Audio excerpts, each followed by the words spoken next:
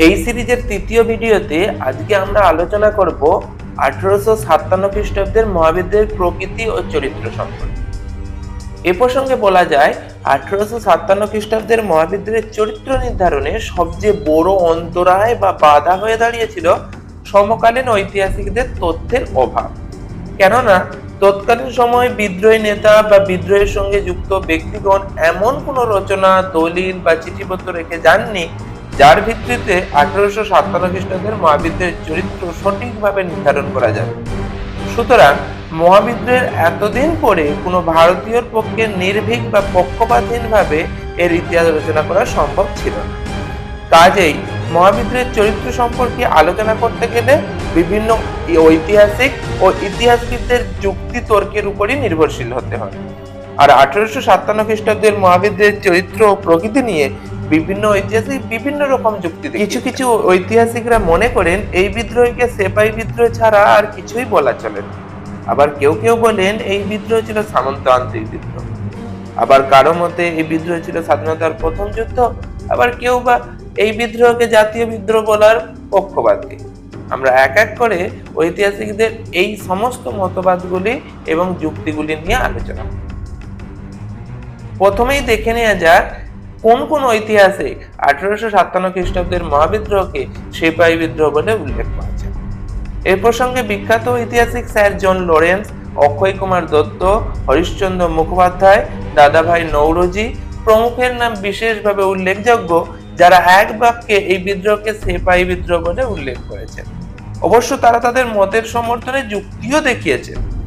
যুক্তিগুলি হলো, প্রথমত 1857 খ্রিস্টাব্দের মহাবিদ্রোহ সেপাইরাই প্রথম শুরু করেছিল। বলা বাহুল্য সেপাইদের দ্বারাই 1857 খ্রিস্টাব্দের মহাবিদ্রোহের সূচনা হয়েছিল। তো সেই দিক থেকে 1857 খ্রিস্টাব্দের মহাবিদ্রোহকে সেপাই বিদ্রোহ বলা চলে। দ্বিতীয়ত, সেপাইদের অসন্তোষ থেকেই মহাবিদ্রোহের সূচনা হয়েছিল। তো সেই দিক থেকেও 1857 খ্রিস্টাব্দের মহাবিদ্রোহকে সেপাই বিদ্রোহ বলা চলে। তৃতীয়ত, প্রথম থেকে শেষ পর্যন্ত সেপাইরাই এই বিদ্রোহে সক্রিয় ভূমিকা পালন করেছিল। চতুর্থত, মিরাট সেনানিবেশ থেকে পরিকল্পনা মাফিক এই বিদ্রোহ যেভাবে অন্যান্য সেনানিবেশগুলিতে ছড়িয়ে পড়েছিল, তাতে এই বিদ্রোহকে সামরিক বিদ্রোহ ছাড়া আর কিছুই বলা চলে না। এইসব যুক্তিগুলির উপর নির্ভর করে 1857 খ্রিস্টাব্দের বিদ্রোহকে উপরিক্ত ঐতিহাসিকগণ সেপাই বিদ্রোহ বলে উল্লেখ করেছেন। 1857 বিদ্রোহে সর্বভারতীয় চরিত্র না থাকলেও উত্তর ও মধ্য ভারতের বিস্তীর্ণ অঞ্চলে এই বিদ্রোহ জনগণের স্বতঃস্ফূর্ত অংশগ্রহণে জাতীয় রূপ বহন করেছিল, যার জন্য ব্রিটিশ কনজারভেটিভ পার্টির নেতা এবং তৎকালীন ব্রিটিশ রাজনৈতিক বেঞ্জামিন ডিসরেলি এই বিদ্রোহকে জাতীয় বিদ্রোহ বা জাতীয় অভ্যুত্থান বলে অভিহিত করেছেন।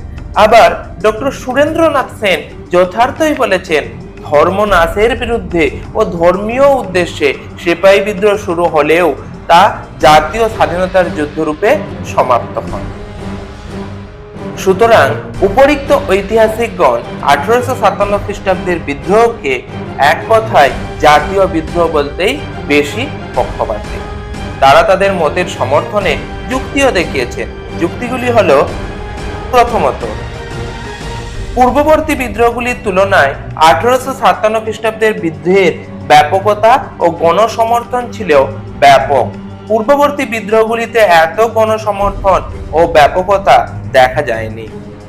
দ্বিতীয়ত, বাহাদুর শাহকে স্বাধীন ভারতের সম্রাট হিসাবে ঘোষণা করে বিদ্রোহীরা কেবল নিজেদের দাবি দাবা পূরণের জন্য আন্দোলন করেনি, আসলে এর মধ্য দিয়ে তারা দেশীয় শাসন ব্যবস্থা পুনরুদ্ধার করতে চেয়েছিল, যেখানে বাহাদুর শাহ ছিলেন বিদ্রোহীদের কাছে ভারতের স্বাধীনতার এবং জাতীয়তার প্রতীক।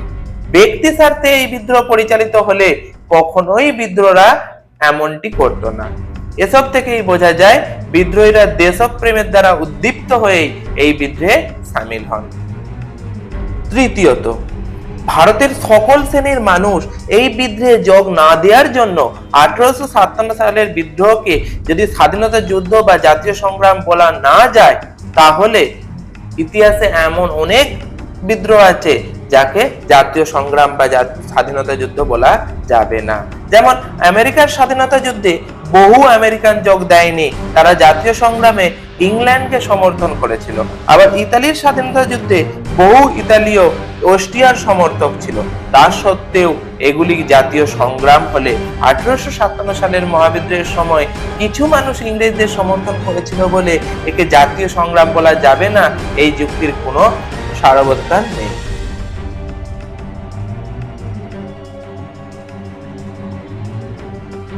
চতুর্থত, ডক্টর রমেশচন্দ্র মজুমদার হিংসা, লুঠতরাজ ও সরকারি সম্পত্তি নষ্ট ইত্যাদি কারণে মহাবিদ্রোহকে জাতীয় সংগ্রাম বলতে ঘোর আপত্তি জানিয়েছেন। এর পাল্টা যুক্তি দিয়ে বলা যায়, উল্লেখিত সমস্ত ঘটনাগুলি 1942 খ্রিস্টাব্দের আগস্ট আন্দোলনে দেখা গিয়েছিল। তা সত্ত্বেও সেটি যদি জাতীয় সংগ্রামের স্বীকৃতি পায়, তাহলে 1857 খ্রিস্টাব্দের মহাবিদ্রোহকে কেন জাতীয় সংগ্রাম বলা যাবে না? পঞ্চমত, সবচেয়ে বড় কথা, 1857 বিদ্রোহে শুধুমাত্র সিপাহী বিদ্রোহ হলে কখনোই তা এত ব্যাপকভাবে ছড়িয়ে পড়তো না।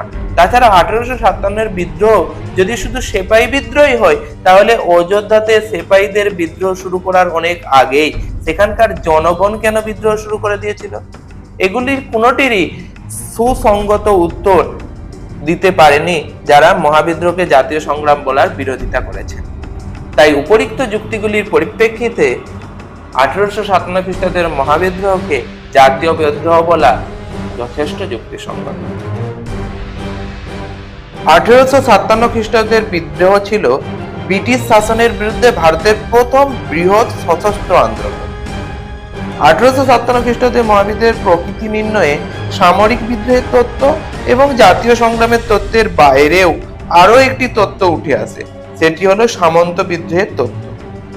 জওহরলাল নেহেরু, রজনীকান্ত দত্ত, ঐতিহাসিক রমেশচন্দ্র মজুমদার, ডক্টর সুরেন্দ্রনাথ সেন প্রমুখ ঐতিহাসিকরা 1857 খ্রিস্টাব্দের বিদ্রোহকে সামন্ত শ্রেণীর বিদ্রোহ বলে চিহ্নিত করেছেন।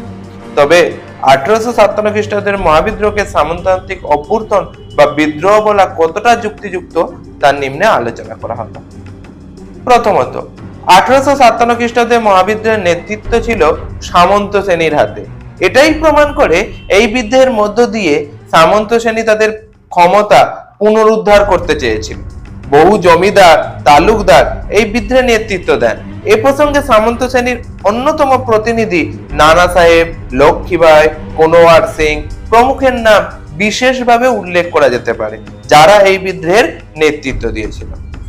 দ্বিতীয়ত, জুডিথ ব্রাউনের মতে মহাবিদ্রোহের চালচিত্রের মধ্যে সামন্ততান্ত্রিক প্রবণতার ছাপ স্পষ্টতই লক্ষ্য করা যায়। অর্থাৎ মহাবিদ্রোহের চালচলনের মধ্যে সামন্ততান্ত্রিক বিদ্রোহের চালচলনের কতটা মিল পাওয়া যায়।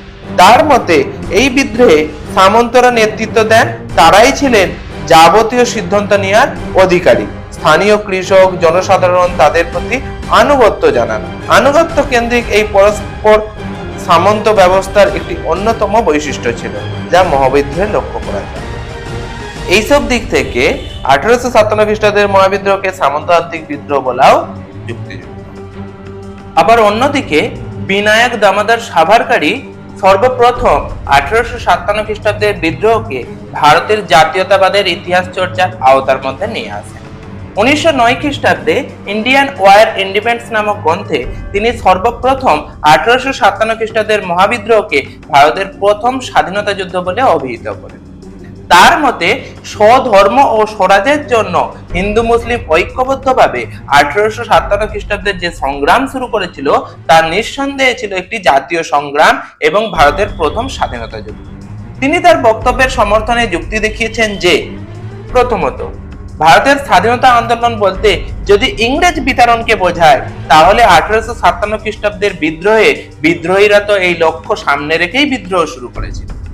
দ্বিতীয়ত, 1857 খ্রিস্টাব্দের বিদ্রোহে প্রথম ভারতের সকল শ্রেণীর মানুষ ইংরেজ বিরোধিতায় সামিল হয়েছিল। তৃতীয়ত, এই বিদ্রোহে যে কয়েক লক্ষ মানুষ আত্মত্যাগ করেছিল বা প্রাণ বিসর্জন করেছিল তার দৃষ্টান্ত ভারতের স্বাধীনতা আন্দোলনের ইতিহাসে অন্য কোনো আন্দোলনে দেখা যায়নি।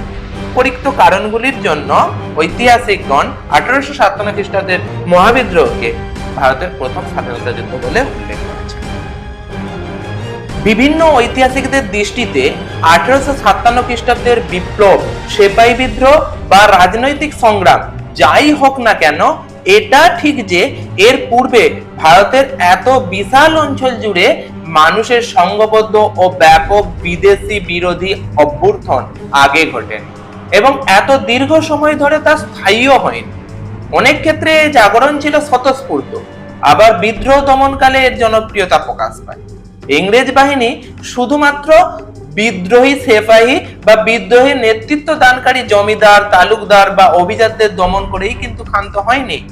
দিল্লি, অযোধ্যা, আগ্রা, পশ্চিম বিহার প্রভৃতি অঞ্চলে ইংরেজ বাহিনী গ্রামের পর গ্রাম, শহরের পর শহর জ্বালিয়ে পুড়িয়ে ছারখার করে দেয় এবং অগণিত মানুষকে হত্যা করে, যার জন্য বিখ্যাত ঐতিহাসিক রেভারেন্ড ডাব মন্তব্য করেন 1857 খ্রিস্টাব্দের অভ্যুত্থানকে নিছক সামরিক বিদ্রোহ বলা চলে না, এটি ছিল একটি বিপ্লব।